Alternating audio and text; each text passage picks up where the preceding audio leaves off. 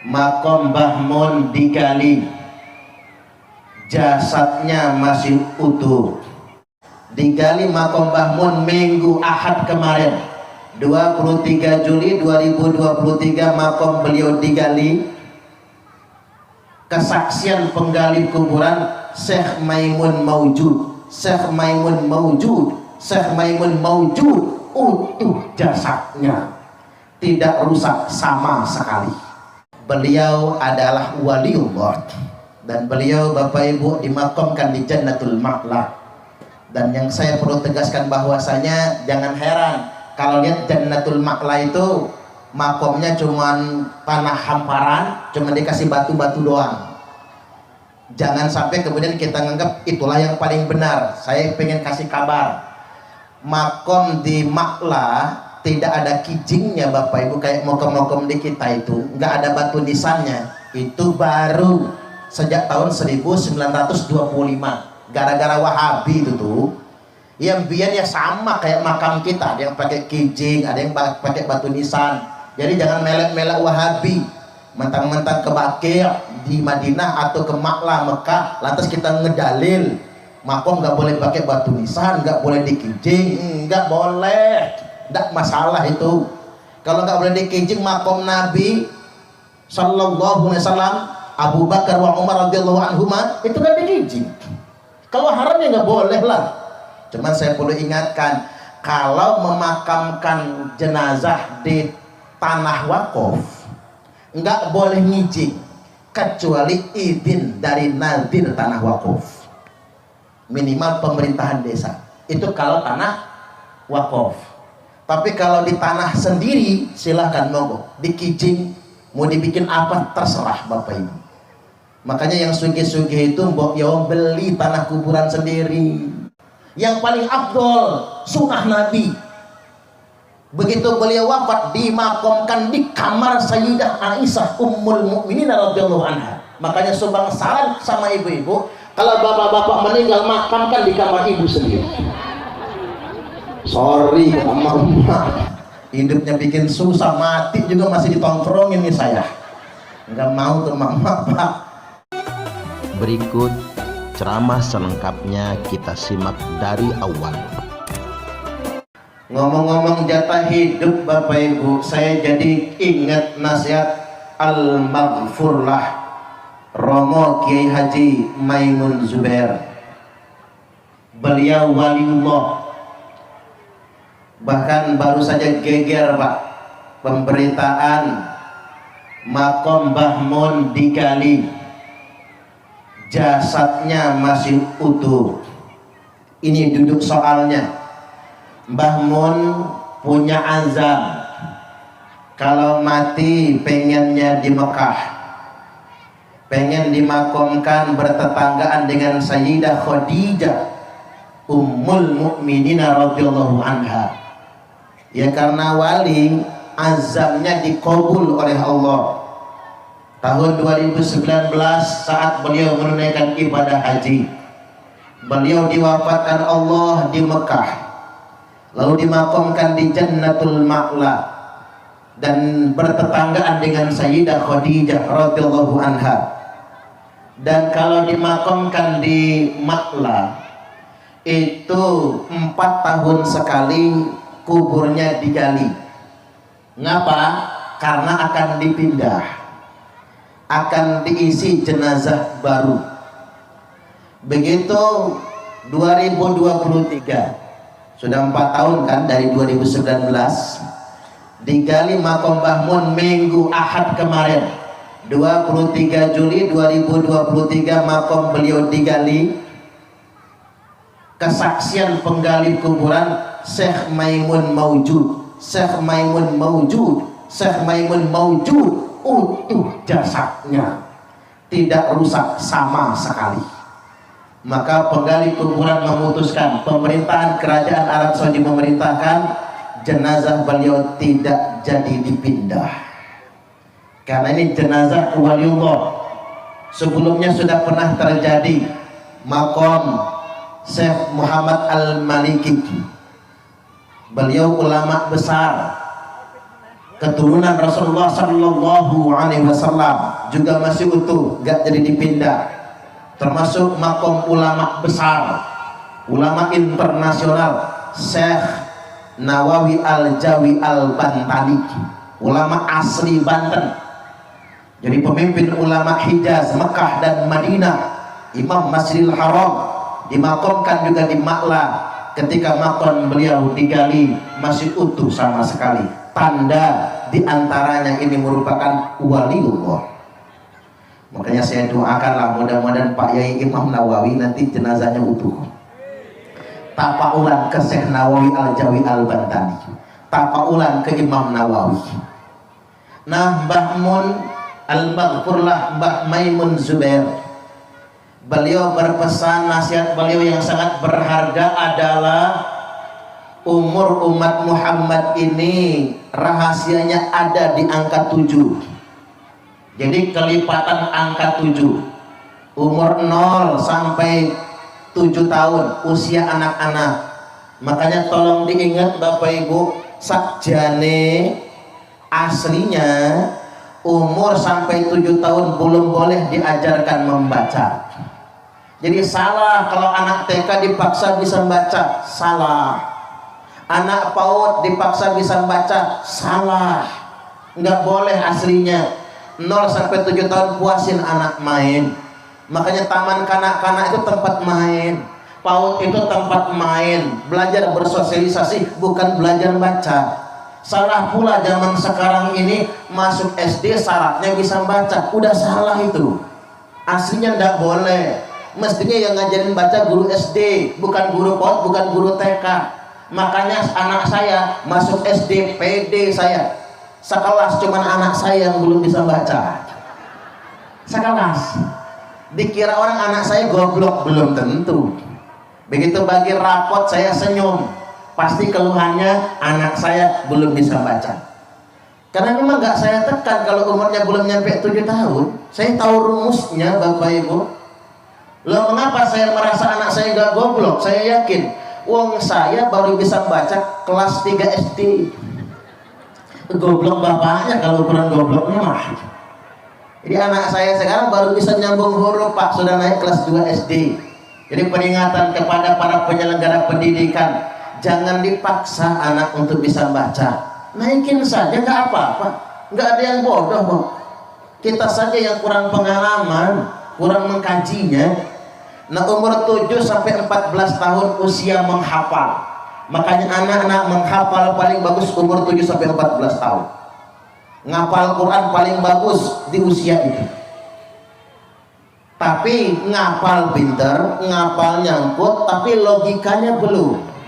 Makanya anak seumur begitu pelajaran hafal tapi belum paham. Karena memang umurnya. Umur 14 sampai 21 baru logika kecerdasannya berjalan.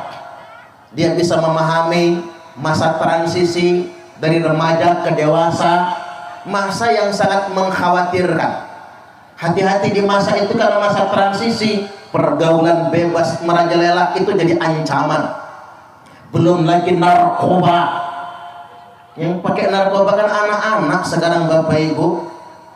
Ada anak kelas 5 SD minta rukyah sama saya. Begitu saya rukyah, saya tanya ibunya, anaknya kena apa Bu? Kesambet genderuwo katanya. Lo kok sampean tahu?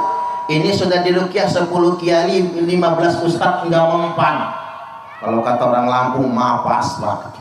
10 kiai, 15 ustadz ngerukyah nggak mempan. Ini kata saya jangan-jangan jinnya jin modern ini.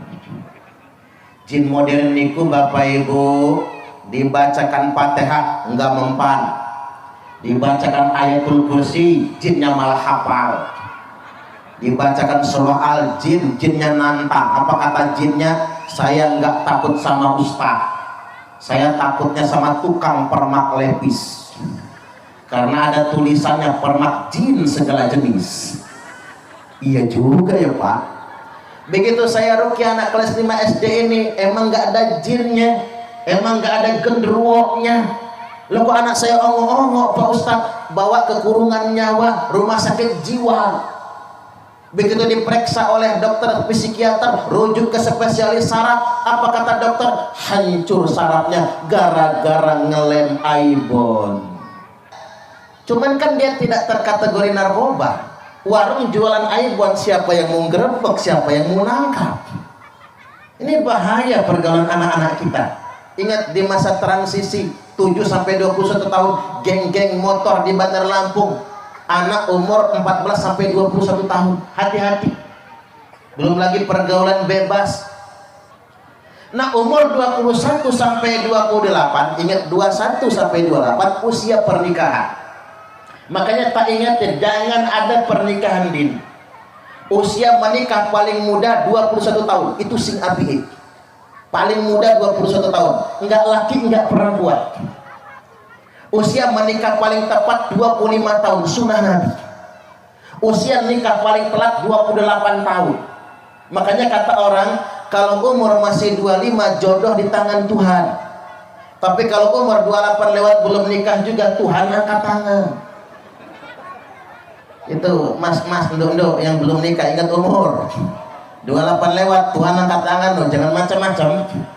Makanya jangan terlalu pemilih. Milih boleh, terlalu pemilih jangan. Umur 28 sampai 35 usia bekerja. Tak ingatkan kepada anak-anak muda, kerja apapun yang penting halal. Gede. Kalau semua orang pengen jadi PNS, Bapak Ibu, bangkrut negara ini. Siapa yang ngegaji mereka? Mengapa Jepang, Korea maju, anak muda nggak pengen jadi PNS? Mengapa Amerika, Eropa maju, anak muda nggak ngantri daftar PNS? Kalau maunya itu di sektor produktif, pertanian, bos sawah kayak Pak Kades, bos mebel kayak Pak Kades kan? Itu sugih. Kalau PNS sudah ketahuan gajinya. Makanya Bapak Ibu di sektor yang produktif. Selanjutnya umur 35 sampai 42 usia kaya. Kata Mbah Mun, nek panjenengan sugih di antara usia 35 sampai 42 bakal sugih kaya selamanya. Allahumma amin. Tapi kalau umur sampai 42 tahun melarat, terima melarat. Udah nasibnya, emang begitu jatahnya Bapak Ibu. Walaupun saya perlu ingatkan, laisal ghina an kathratil arad, bukanlah kaya raya itu karena banyak perhiasan, walakinnal ghina ghinan nafsi, tapi kaya yang sebenarnya kaya jiwa kalian semua. Kaya itu bukan soal harta, tapi kaya itu soal rasa. Iya bayar. Betapa banyak orang yang kaya harta tapi miskin rasa. Tidak sedikit orang yang miskin harta tapi kaya rasa. Buat apa kita kaya raya tapi hatinya miskin? Buat apa kita kaya raya tapi rasanya tak bahagia? Yang penting itu hidup bahagia. Laisal ghina an kathratil arad. Bukanlah kaya itu karena banyak perhiasan. Saya tanya jenengan, ibu-ibu suka perhiasan? Suka. Suka emas? Emas kawin lagi? Oh, enggak suka. Ada nggak perempuan yang nggak suka emas? Ada. Perempuan mau mati, nggak suka dia sama emas. Kodrat perempuan suka perhiasan, tapi saya perlu ingatkan sama ibu-ibu, ukuran orang kaya bukan karena perhiasannya. Dengerin, ukuran orang kaya bukan perhiasannya. Soalnya ibu-ibu ini gampang panasan gitu Pak. Ngukur apa itu dari perbendaharaan. Makanya kalau kata dokter Aisyah Dahlan, laki-laki itu pandangan ke depannya jauh, pandangan ke sampingnya pendek. Makanya laki-laki ngebut motong kendaraan ke depan berani karena jarak pandang yang jauh. Tapi laki-laki mudah senggolan. Mengapa laki-laki suka berantem tanpa alasan? Gara-gara senggolan, gara-gara serempetan, karena pandangan ke sampingnya terbatas. Beda sama ibu-ibu, pandangan ke depannya kurang jauh jangkauannya. Makanya ibu-ibu kalau diajak ngebut Pak pasti tutup mata, takut. Tapi ibu-ibu ini pandangan ke sampingnya lebar. Makanya ibu-ibu tuh tanpa harus noleh, tanpa harus melirik, bapak ibu tahu betul teman di sampingnya nambah cincin. Gitu begitu. Tahu betul. Urusan begitu mah kelar sama emak-emak. Makanya wajar kalau ibu-ibu itu gampang panasan. Tetangga beli kulkas panas, tetangga beli mobil menggigil, tetangga beli motor gemeter, tetangga beli ceret mencret, tetangga beli teko kepo. Kalau hidup standarnya adalah harta bapak ibu, kaya itu harta sengsara kita. Apa orang kaya itu 5 jari dipasangin cincin semua? Nek kondangan gawat tasnya aja begini. Begitu masuk taruh digoyang-goyang, twing twing twing. Apa itu orang kaya? Bukan. Apa orang kaya itu pakai gelang sampai ke siku sambil berkipas, kuncrang kuncring, kuncrang kuncring. Udah kayak ketimpringan? Tidak juga. Apa orang kaya itu pakai kalung segede rantai anjing? Saya pernah ngisi ibu-ibu sosialita. Ibu-ibu sosialita itu kan keren-keren. Kalau manggil temennya jeng, jeng mau kemana jeng? Di Kresnoi Dodo ada nggak sih? Jang jeng jang jeng jang jeng jeng. Ibu-ibu sosialita. Iya sih, lakinya sugih semua pak. Ini bini-bininya orang sugih ngadain arisan, nggak pakai yang 100 ribuan, nggak kepake. Paling kecil 10 jutaan arisannya itu. Nah ngadain pengajian muharraman, tak kirain di lapangan atau di majelis taklim atau minimal di rumah. Pengajiannya nang hotel Novotel. Kan keren ini pak.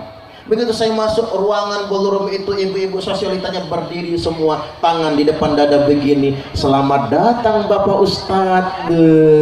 Keren. Saya langsung terkesima lihat kalungnya pak. Ada yang kayak cilok, bulet. Kalung apa itu namanya itu ya? Ada yang kotak kayak somai. Ada yang liontinnya itu loh bu, segede pentolan bakso setan itu. Itu kalau digawa kondangan nunduk badannya. Ngapa bu? Sakit pinggang? Bukan, keberatan kalung saya ini. Nah apa itu yang dikatakan orang kaya? Ya tidak juga. Walakinnal ghina nafsi. Tapi kaya yang sebenarnya kaya jiwa kalian semua. Kelapangan di dada, bahagia, tenang. Itulah kaya yang sesungguhnya. Makanya benar kalau ada keterangan begini, la ba'sa bil ghina liman ittaqa. Mboten nopo-nopo, enggak apa-apa kok pak. Orang bertakwa sugih bagus, Pak Kades sugih bagus, Kiai Mujib sugih bagus. Orang bertakwa mesti kaya. Karena kalau orang bertakwa kaya bisa munggah haji. Orang bertakwa kaya bisa nyumbang masjid. Orang bertakwa kaya bisa nyumbang pembangunan pondok pesantren. Orang bertakwa kaya bisa nyantun anak yatim, sekaligus juga emaknya anak yatim. Tadi itu saya sampai hampir salah ngelus kepala pak. Kan ada yang kecil, saya nggak tahu tuh tadi. Yang ngasuh, yang ngebawanya itu apa mbaknya, apa mamanya itu ya. Saya dalam hati ngebatin, nek mama rezeki nomplok ini. Allahu Akbar. Bisa nyantun kan, orang sugih bisa nyantun. Makanya nggak mengapa orang bertakwa itu kaya. Hanya saja Nabi ingatkan, as-sihhatu liman ittaqa khairum minal ghina. Sehat bagi orang yang bertakwa lebih baik daripada kaya. Hidup ini yang penting sehat gak ada pengge. Sehat lebih baik daripada kaya.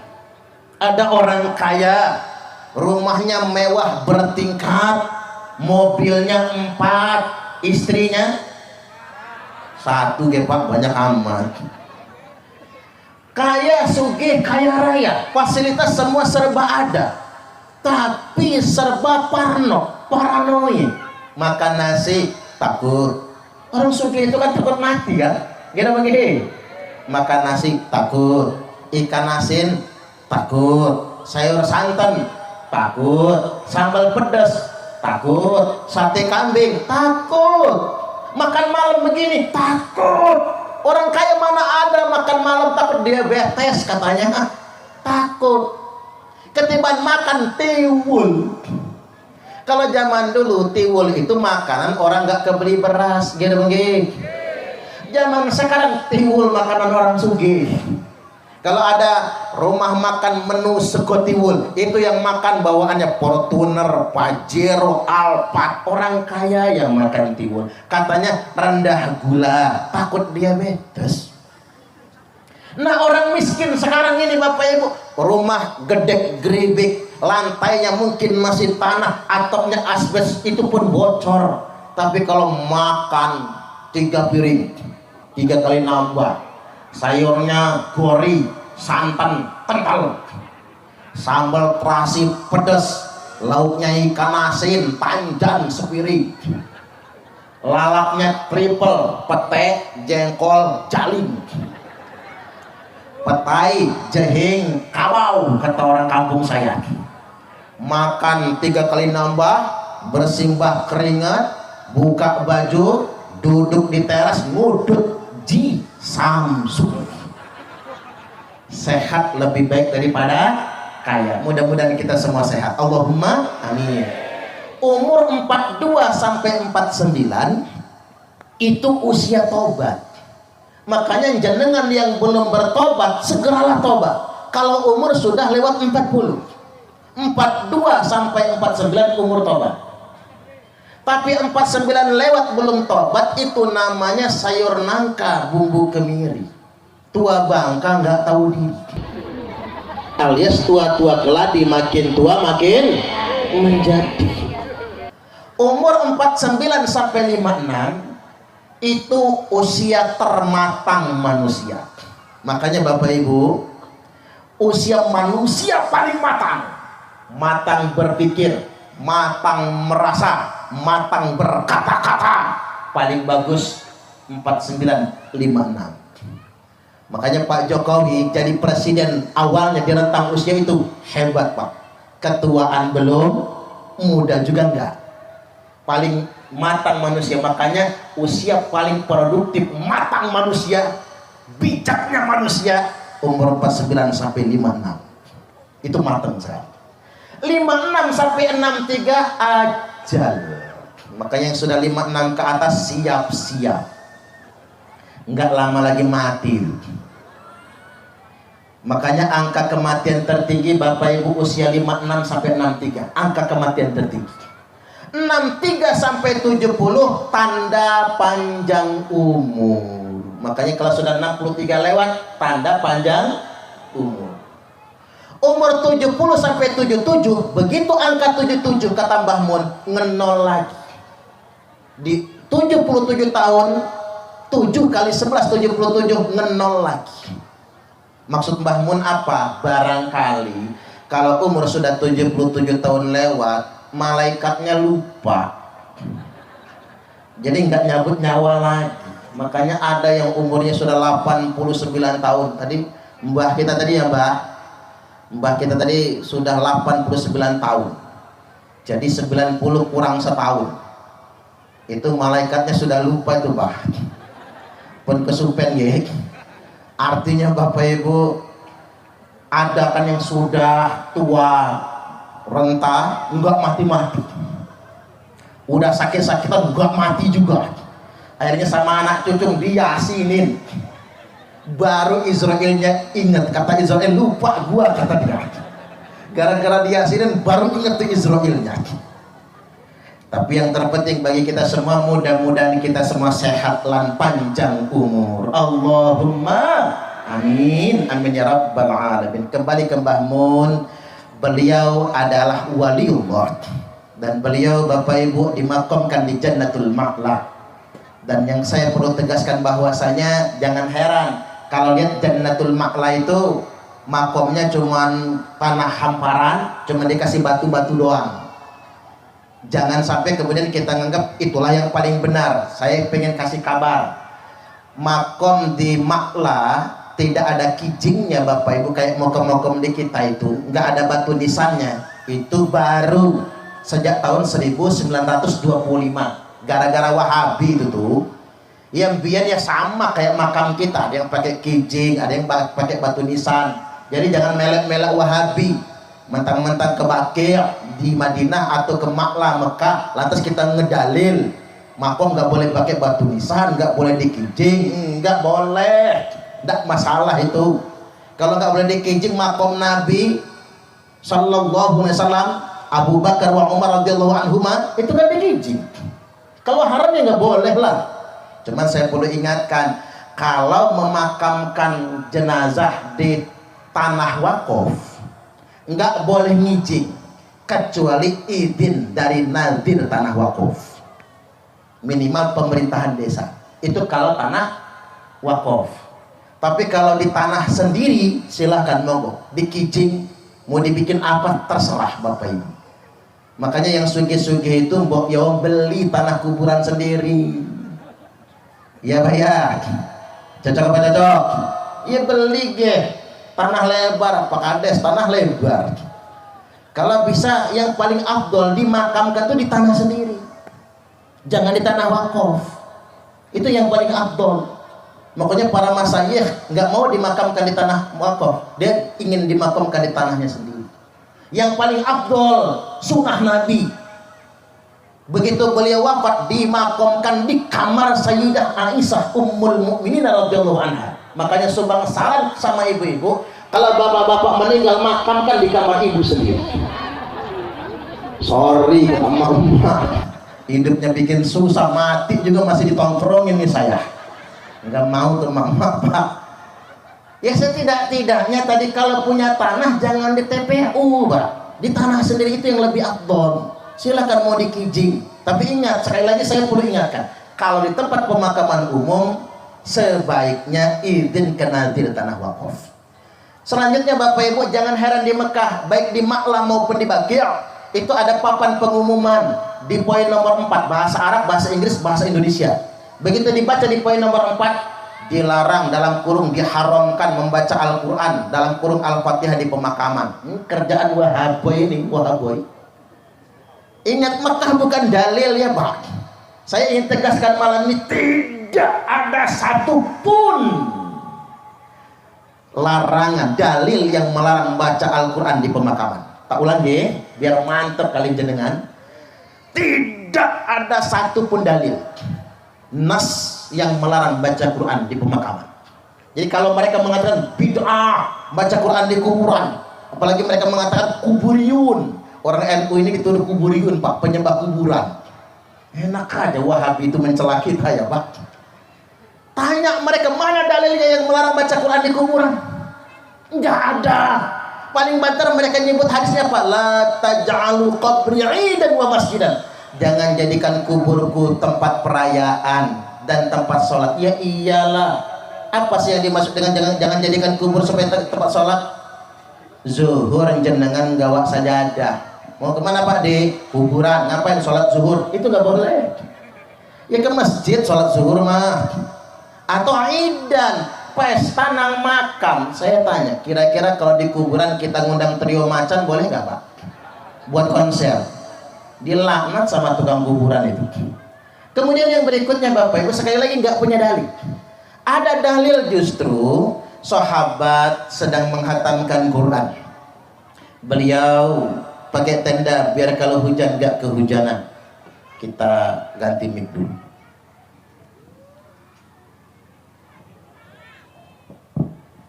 Ada sahabat yang menghatamkan Quran pakai tenda biar hujan gak kehujanan, panas gak kepanasan. Tapi dia baru sadar ini makam semua.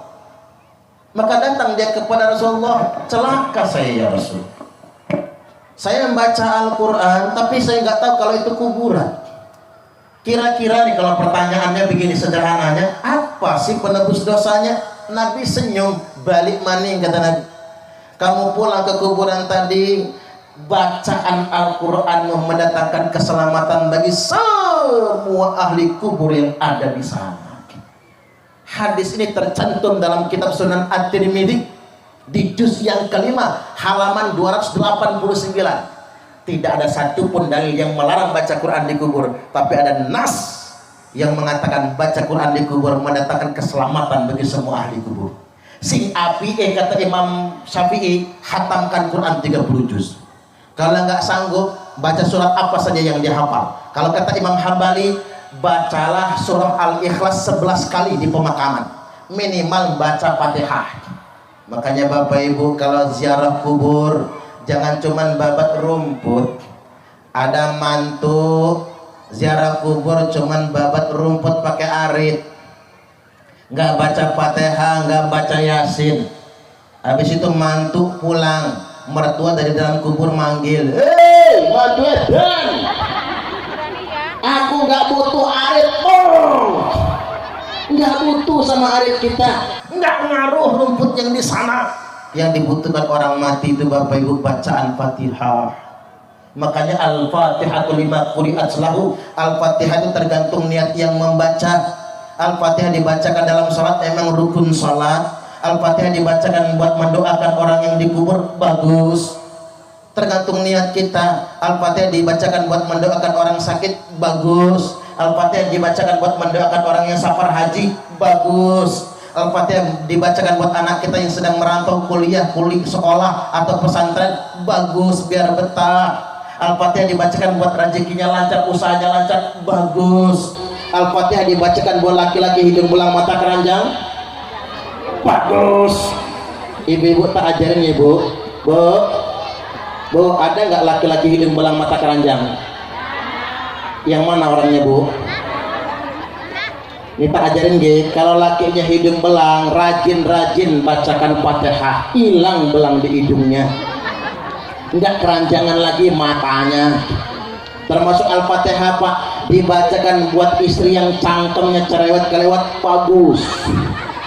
Makanya bapak-bapak punya bini cerewet, ngomel aja di dapur, nggak mau menang, deketin jidatnya itu Al-Fatihah, langsung mingkem mulutnya. Kalau nggak mulutnya yang mingkem, kita digebuk pakai sapu sama dia. Jadi boleh ya, ngizin kuburan mubah boleh, tapi kalau di tanah wakaf izin. Baca Quran di kubur sunnah menurut madhab ahlu sunnah wal jamaah. Yang mengatakan bid'ah cuma wahaboy saja. Makanya di Krisno Widodo ini jangan masuk wahaboy itu. Pak Yainya harus tegas, Pak Kades harus tegas, jangan sampai wahaboy berkembang karena ngerecokin nantinya. Hadirin wal hadirat rahimakumullah, ini poin pertama.